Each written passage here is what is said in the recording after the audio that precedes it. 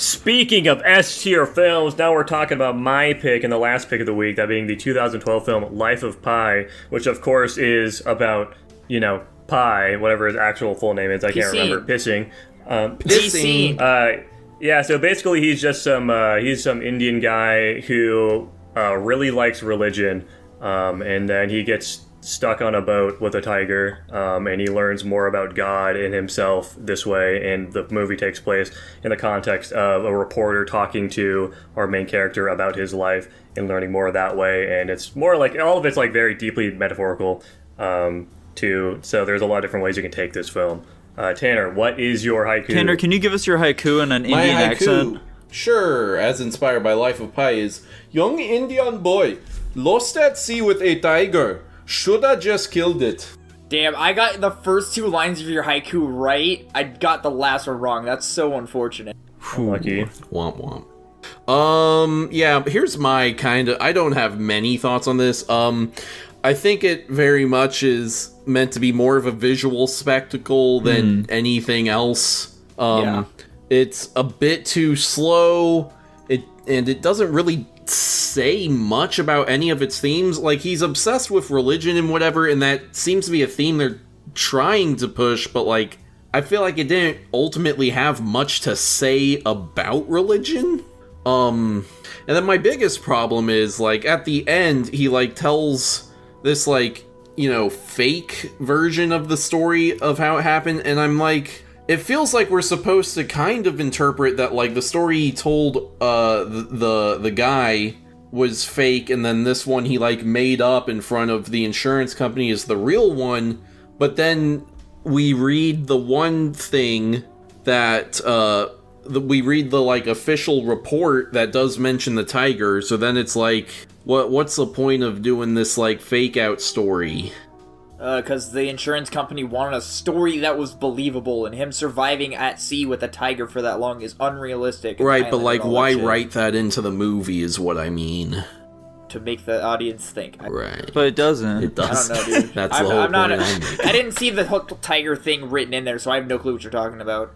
Guys, let me put you onto some fucking fire here. This is straight from the author's mouth, my diggity dog. So basically, the whole point of that second film is he's trying to teach people to believe. He's teaching faith in people, given his second story. He's trying to teach them to believe in his initial story with one that is more reasonable, but you can characterize and, make connections to with his actual story. Because the actual story, again, straight from the author's mouth, is the one with all the animals and all the crazy shit that you wouldn't expect to actually happen. The impossibilities, as they say. And the whole point of it, like, we literally saw it with the... with the reporter as well, where he was drawing a bunch of connections to the fake story with the real story.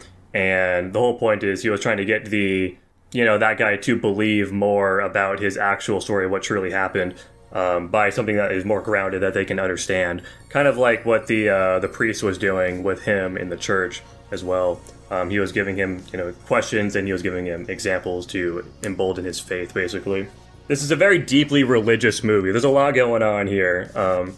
Oh, it for sure is, dude. I was like, god damn, the amount of religion they're really just throwing in this movie. Like, I feel like, I imagine, I can't say I'd imagine it being hard for you to watch, Jackson, but I can imagine, like, this is hard to digest for people who, never mind, I'm gonna stop while I'm behind. I'm sure I digested it about exactly as well as you guys did. I don't think anything necessarily went over my head. Yeah, like, like I said, it has religious themes. I don't think it really says much about them, and I don't think it's sort of touching on religion is very deep at all. It hit it hard in the beginning, and then it kind of lost touch with it throughout the whole middle of it. But, like, it didn't...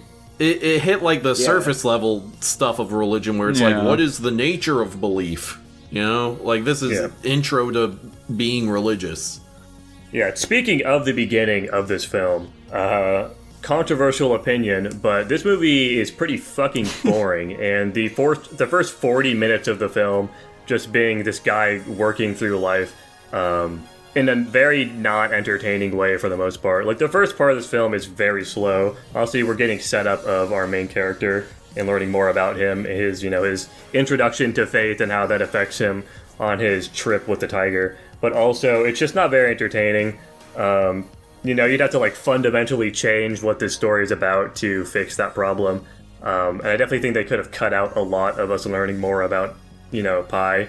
But yeah, it's just kind of a boring movie for me. The visuals are definitely very nice to look at. It's a very pretty looking film. Yeah, I definitely agree there. I feel like, for something that's just like, set out in the ocean where it's just like a dude in a raft, they find some really creative ways of like, coming up with these really awesome shots. Yeah, but in terms of like actual substance, I didn't really have a ton that I was super engaged with. Like there were some entertaining moments with the tiger shenanigans and stuff, but mostly I thought this movie was just kind of boring for the most part.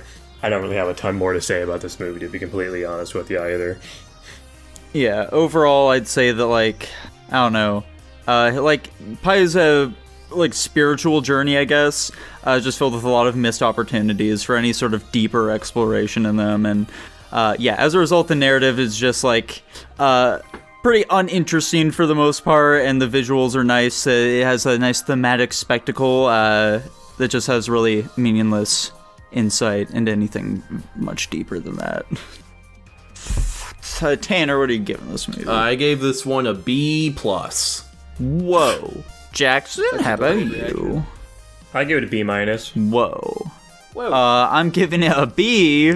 Dylan, who are you lining up with here? Are you going your own way? Tanner. Okay. Cow. And guys, the most B tier of movies we've ever seen has landed at B tier. Wow.